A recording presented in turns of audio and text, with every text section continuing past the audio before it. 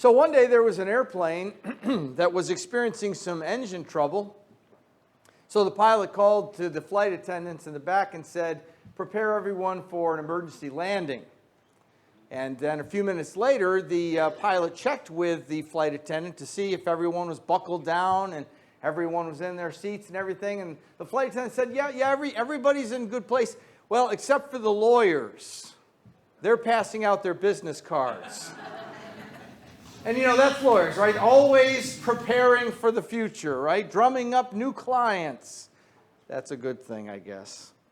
But let me ask you this question. How do you prepare for the future when you don't know what the future holds? Where will you be 5 years from today? October 22nd, 2028. How about that?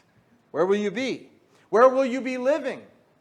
Or maybe better yet, will you be living? And if you're living, will you be healthy or sick? If you're living, will you be rich or poor? See, we just don't know much about the future, do we? Let alone our own personal futures. In our text for today, from Mark 13, we see Jesus talking to his disciples about the future. We see him preparing them for two specific events that will take place. Most of the chapter focuses on Jesus' prediction of the fall of Jerusalem. But then at the end of the chapter, in that section that Paul just read for us a moment ago, he gives this brief prophecy about his second coming. Through these things that Jesus shared with them, he's trying to prepare them for the future. And even though we don't know many specifics about our own futures, we can still be preparing ourselves. Because I know this for sure. If we're not preparing ourselves for the future, then when the future comes, we won't be ready for it. So we need to be prepared. So let's begin with the setting. In our recent sermons from the Gospel of Mark, we've seen Jesus come into Jerusalem. We've seen him cleanse the temple. We've seen him come back to the temple each day to answer the questions of his critics, but also to answer some questions from some sincere individuals. Both Matthew and Luke conclude their record of these temple incidents with Jesus saying these words, "See, your house is left to you desolate." Your house is left to you desolate. And I can imagine the disciples hearing those words of despair, words that are weighty, as they exited the temple and as they headed over to the Mount of Olives. I'm sure all that was on their minds. And so Mark tells us in verse 1, as he was going out of the temple, one of the disciples said to him, "Teacher, look, what massive stones, what impressive buildings." And Jesus said to him, "Do you see these great buildings?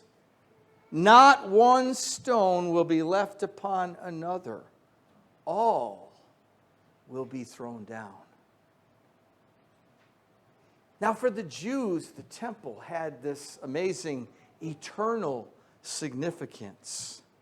Ancient historians tell us that the southwestern view of the temple was amazing, as the temple and the Temple Mount was 200 feet above Jerusalem. And it cast this brilliant image because of the white marble and the gold accents of the temple. So we can only picture and imagine how beautiful it must have been.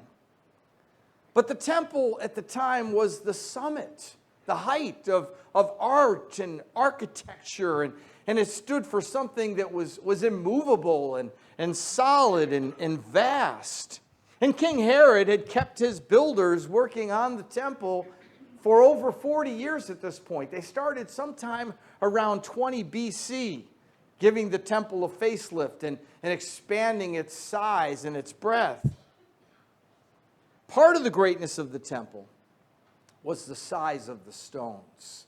It's hard for us to imagine how they could construct these kind of buildings without the kind of equipment that we have today. But some of these stones were so massive The biggest ones being 100 tons, right? Imagine a stone, a single stone that's 40 feet long and 18 feet high and 12 feet thick.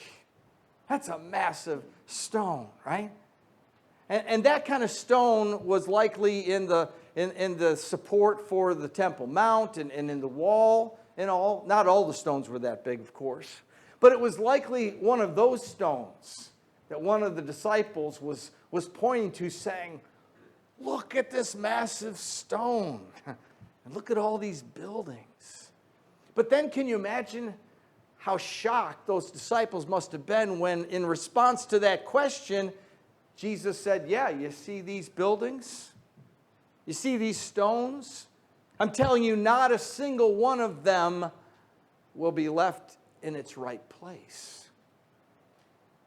Now, the temple construction wasn't finished until AD 64. So it had gone on for almost 80 years at that point, right? And the temple would then be destroyed 6 years later in 70 AD. When Jesus makes this prediction, that destruction is about 40 years in the future. So we can only imagine how shocked those disciples must have been to hear that prediction, and yet at the same time, yes, this was the city of God. Yes, this was the temple of God, but God had allowed it to be destroyed several other times, right? We can imagine Jesus' prediction would prompt many questions in the minds of his disciples. Some of those questions Scripture is going to record in just a minute. But they leave Jerusalem, they leave the temple, they head across the Kidron Valley and up on the Mount of Olives. And that's where Mark picks up the story next in verse 3. While he was sitting on the Mount of Olives across from the temple, Peter, James, John, and Andrew asked him privately, tell us, when will these things happen? What will be the sign that all these things are about to be accomplished? Now, it doesn't surprise me that those are the questions they ask, right? The first question being, when is this going to happen? And the second question, will we have any warning? Will there be any signs so that we can get ready? Now, in Matthew's account, the apostles asked another question. What will be the sign of your coming and the end of the world?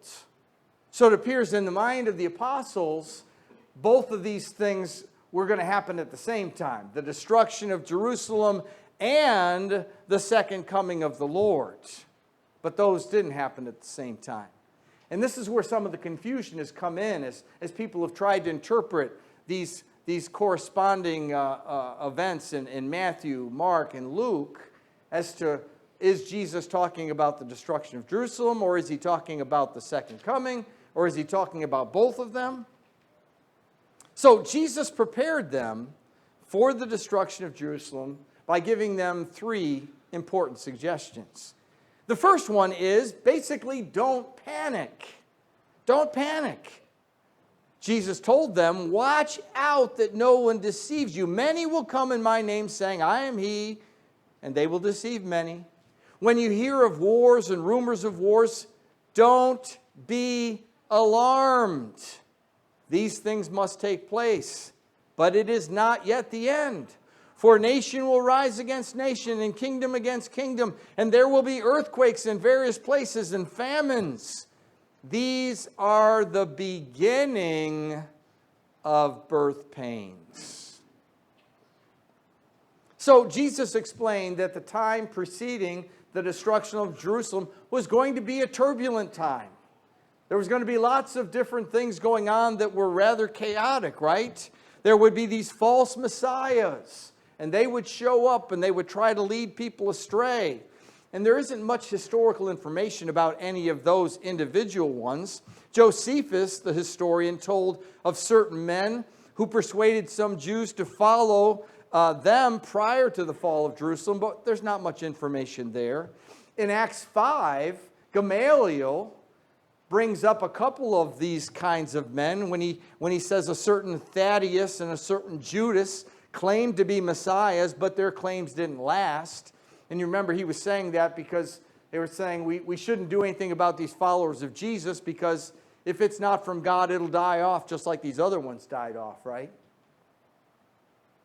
Jesus then said that there'd be national strife.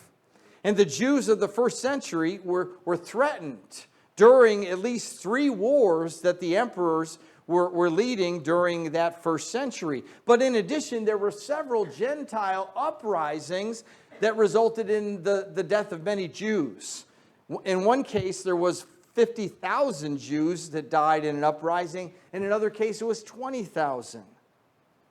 Political instability reached a kind of pinnacle in AD 69 when 4 emperors came to power and lost power in the same year.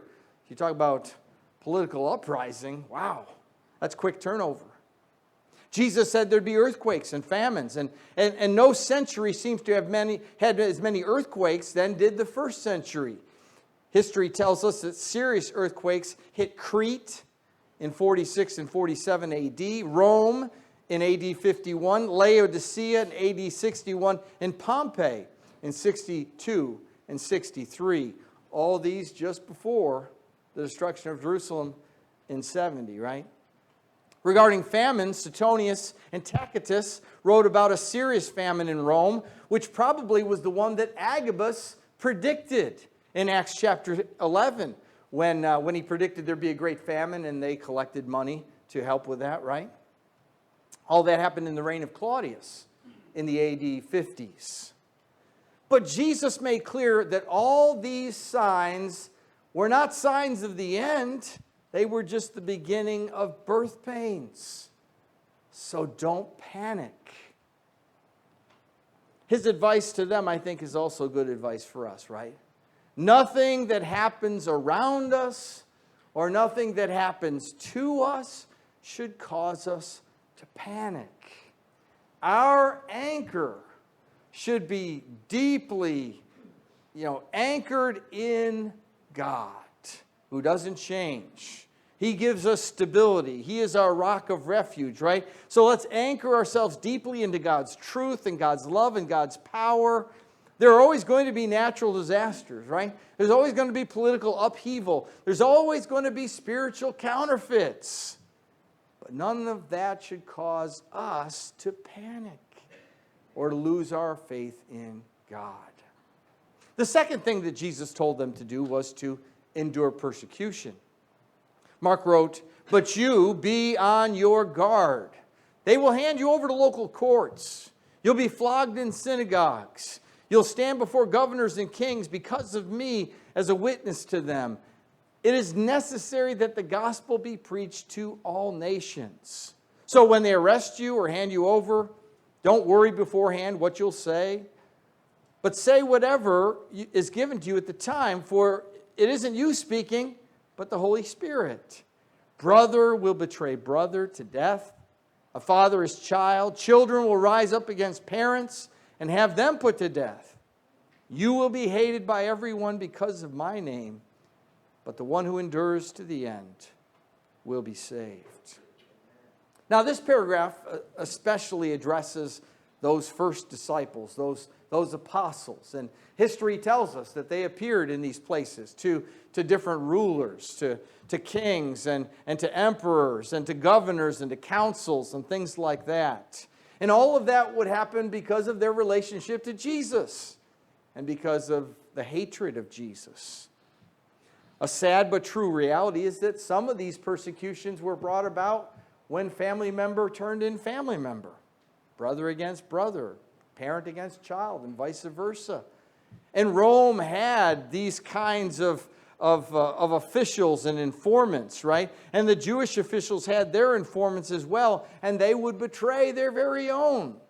Some to save their own neck, and others because they didn't believe the direction that their own loved ones were going against the empire or on behalf of Jesus. Of course, Jesus has taught us that his faithful followers must love him more than father or mother, sister or brother, parent or child, right? That our love for him must be greater even than our love for them. And so if they turn us in, then they've turned us in, but our God will watch over us, right? Jesus admonished them to endure and be faithful to the end. I don't think the end there in mind is the end of Jerusalem. I think it's the end of their lives. Be faithful unto death, like Jesus said in Revelation 2 and 10. Be faithful to the point of death, and I will give you the crown of life. And remaining faithful to the end for any of us may also mean losing our lives because of our faith, as many of our brothers and sisters continue to do around the world.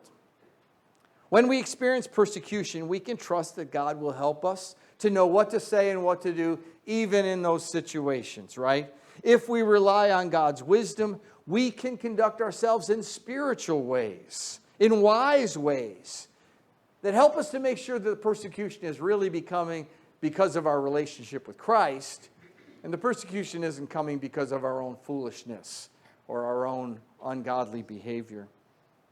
Now, as you know, persecution didn't just happen to the apostles, but has continued to be experienced by Christians throughout time and throughout the world. Those who keep statistics on these kinds of things tell us that more Christians lost their lives in the 20th century, the last century, than all of the previous centuries since Christianity began.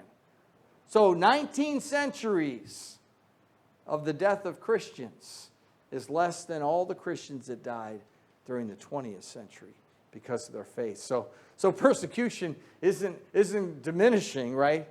Persecution is increasing and likely will continue to do so. In Paul's second letter to Timothy, he reminded him that all of us who want to live a godly life will be persecuted. 2 Timothy 3:12. But let's notice one final thing from these verses. Jesus said it's necessary for the gospel to be preached to all nations. And again, sometimes people mix.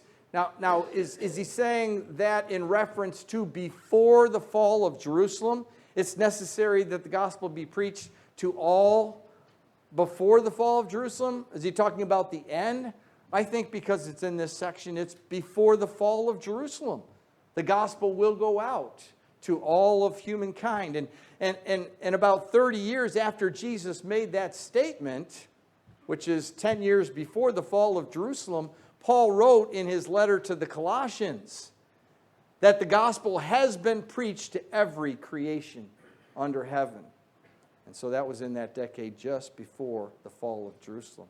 Third and finally, though, Jesus told them ultimately to escape Jerusalem, right? So Jesus said, when you see the abomination of desolation standing where it should not be, let the reader understand. Those in Judea must flee to the mountains. A man on the housetop must not come down or go in to get anything out of his house. And a man in the field must not go back to get his coat. Woe to pregnant women, nursing mothers in those days. Pray that it won't happen in winter, for those will be days of tribulation, the kind that hasn't been from the beginning of creation until now and never will be again. If the Lord had not cut short those days, no one would be saved. But he cut those days short for the sake of the elect whom he chose. Then if anyone tells you, see, here is the Messiah, see there, do not believe it. For false messiahs and false prophets will arise and will perform signs and wonders and lead many and lead astray, if possible, the elect. And you must watch. I have told you everything in advance. Now, the abomination of desolation, that phrase appears in the Bible in the book of Daniel, as Daniel's predicting something that's going to take place in 165 BC, when Antiochus Epiphanes desecrated the temple by offering swine on God's altar in the temple. You can imagine how awful that would be for the Jewish people, right? So here Jesus is using that same phrase that was used to describe what happened there in the temple to describe what the Roman armies were going to do against Jerusalem. Now in Luke's account, he makes it clear that this desolation is indeed the Roman army surrounding Jerusalem. In Luke 21 and 20, he says, "When you see Jerusalem surrounded by armies, then know that her desolation is at hand." So Jesus' instructions were, when you see the Roman armies approaching Jerusalem, get out of there, right? Get out of the city, flee to the mountains. If you're on the rooftop, don't go back inside your house and get anything. It's hard for us to imagine that, right? We don't hang around on our rooftops, but that way those houses were built, they had rooftops, terraces. They would eat up there or would sleep up there during very hot weather, right? But the way you got up there was not an interior stairway, but an exterior one. So you didn't have to go back inside the house to get down from the roof. You went down the outside stairs. So Jesus is talking about urgency here, right? Don't dilly-dally. Don't wait around. You see it coming, get off the roof and out of town. And if you're out in the field working, don't go back. Don't go back to get anything, even your cloak. Don't take that chance. Christians took Jesus' words to heart, and when they saw it, they fled. But unbelieving Jews did the opposite.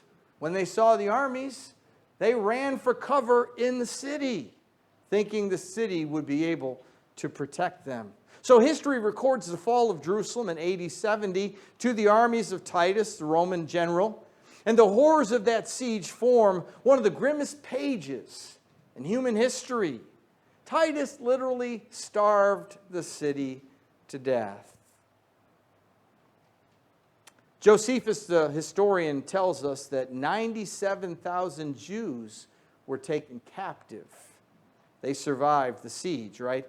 But 1.1 million Jews died of starvation or by the sword.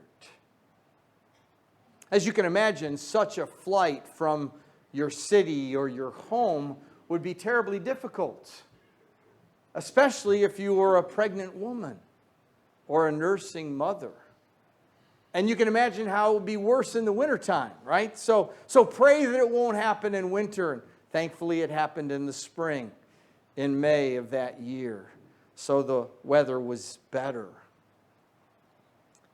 But even in the midst of the destruction, Jesus says that God's grace would still be present, and some would survive.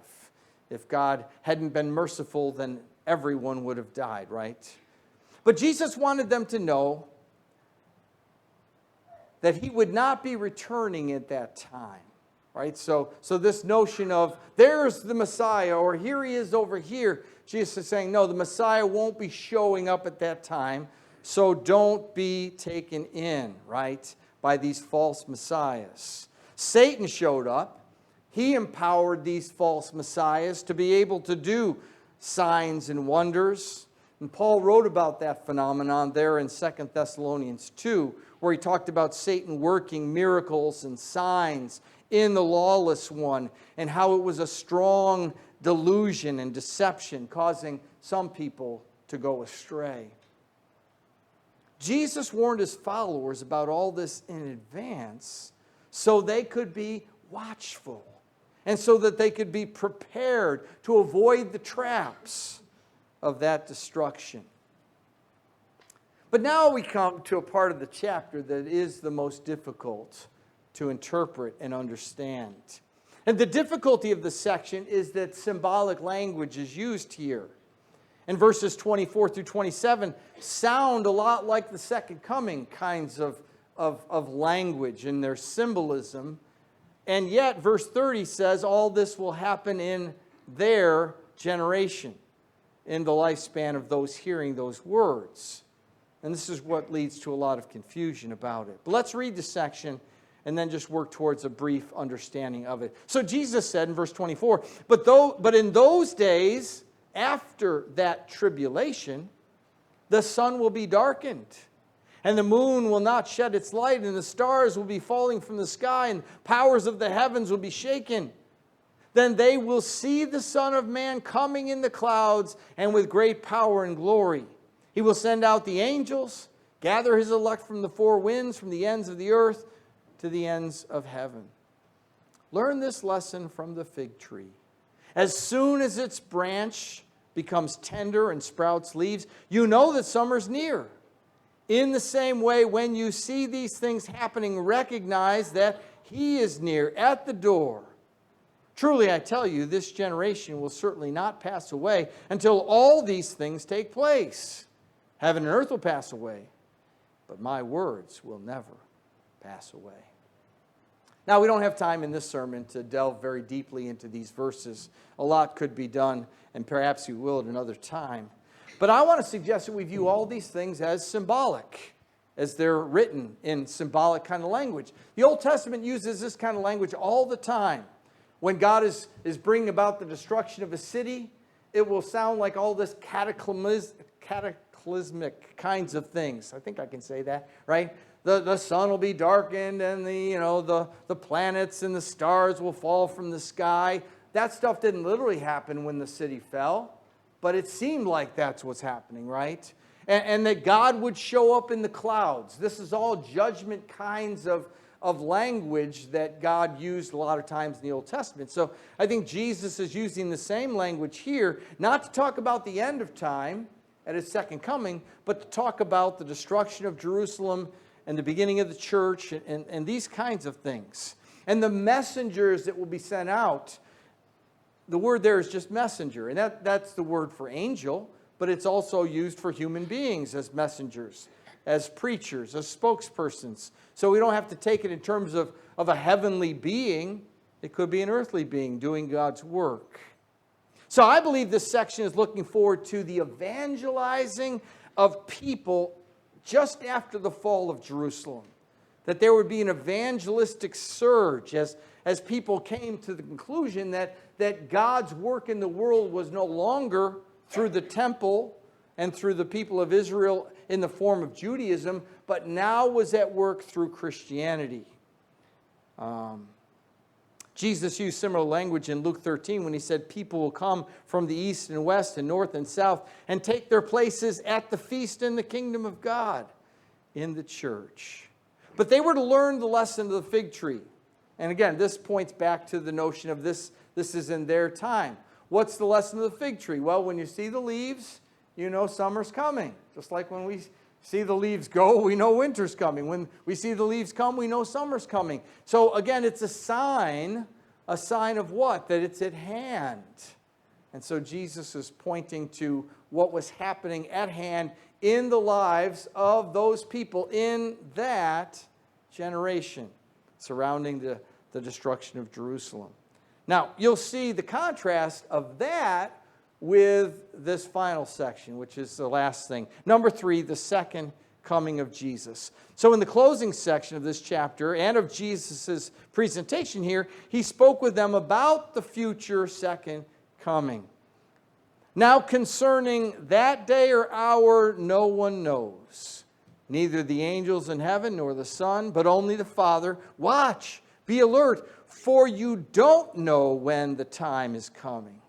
It's like a man on a journey who left his home and gave authority to his servants and gave each one his work and commanded the doorkeeper to be alert. Therefore be alert, since you don't know when the master of the house is coming, whether in the evening or at midnight, at the crowing of the rooster or the early morning. Otherwise, when He comes suddenly, He might find you sleeping. And what I say to you, I say to everyone, be alert. And so the contrast between this final section and the other section that had to do with the fall of Jerusalem couldn't be any more stark, right? In that first section, there were many specifics.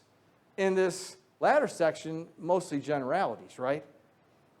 With regard to the coming of the destruction of Jerusalem, Jesus urged them to flee. But with the coming of the second coming, there's no time to flee. There's no warning. There's no opportunity, no way to flee, right? Prior to the destruction of Jerusalem, there would be many signs. You would see it coming. You were to pay attention to them, right? But prior to the second coming, there were to be no signs. It's just going to happen in an instant, and it might catch you off guard.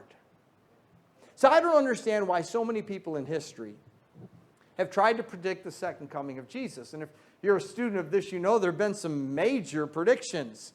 from major people over time. I think there's one coming up in next year, in 24. I think November 24 is the next chosen second coming of Jesus. So we can all get ready, right? We can all get ready. But I don't know why so many people have put so much into this when Jesus clearly says nobody's going to know the time. Nobody's going to know the hour. Nobody's going to know the day. He said the angels didn't know. And he said the Son of Man didn't know. Now, he didn't know when he was here on earth. Chose not to know. Because no one knows the day or the hour, and because there'll be no signs to warn of its approach, the point is everyone must be ready, therefore, all the time. The command is to be alert and to keep watch. And you notice in that short series of verses, it's said 3 times. Be alert, keep watch. And so Jesus gives this illustration of an owner who leaves his servants in charge of the property, but he doesn't tell them when he's coming back. He's a wise guy, right? If he said, all right, listen, guys, I'm going away on a little journey. I'll be back next Sunday, October 29th at 3 in the afternoon. What's going to happen there at his home, right? Nobody's going to do anything till Saturday night or maybe even Sunday morning, right? Hey, the master's gone. We know when he's coming back. We can all take it easy. What if he comes back Saturday night and doesn't tell him, right? Finds him sleeping, finds the place a mess.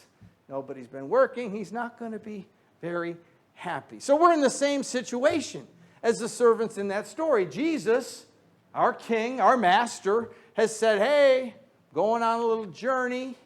I'm going to prepare a place for you. And I'm coming back, but you don't know when I'm coming. So you better be ready.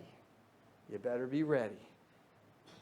So Jesus left us with the task to evangelize the world, the task to live lives that honor Him and bring glory to Him.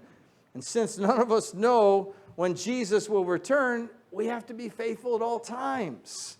We have to live in a way that it doesn't matter when He comes.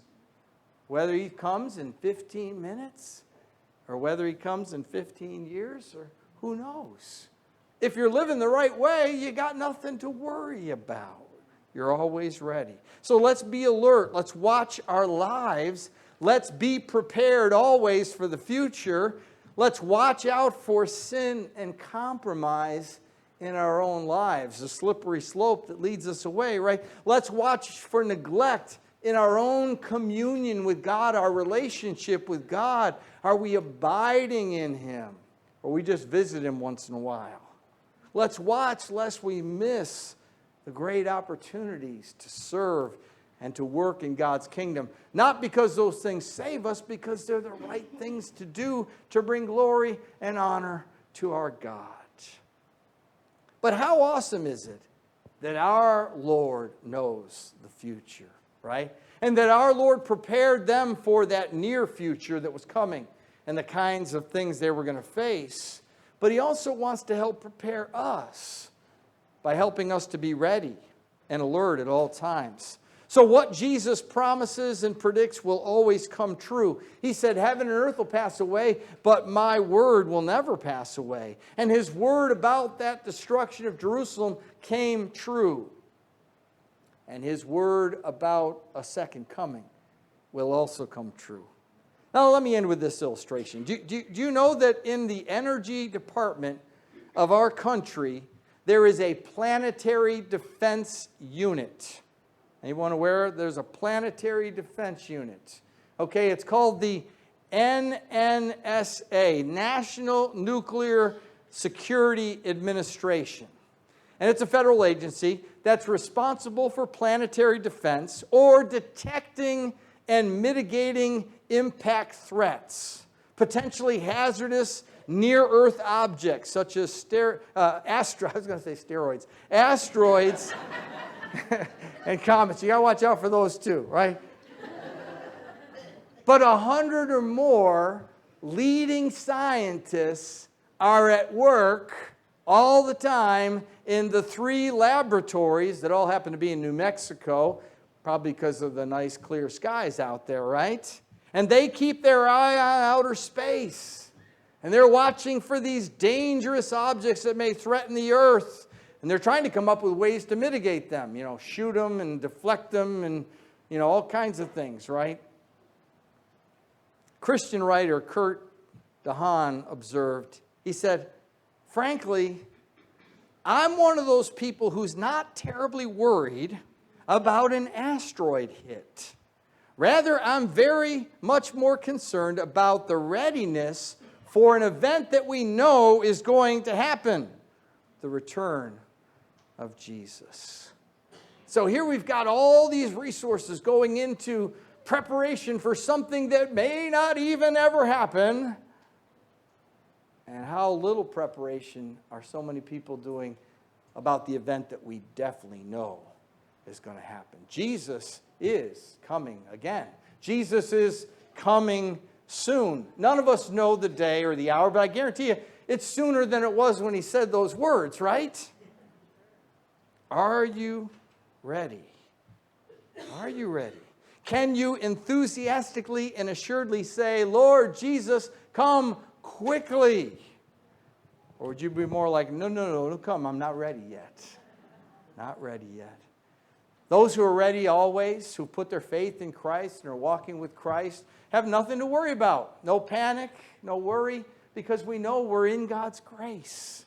We're saved because of Jesus. And when he comes, whenever he comes, that'll be great. We'll meet him in the air and we'll go live to be with the Lord forever. But those who aren't ready will experience the eternal condemnation that God speaks about in Scripture.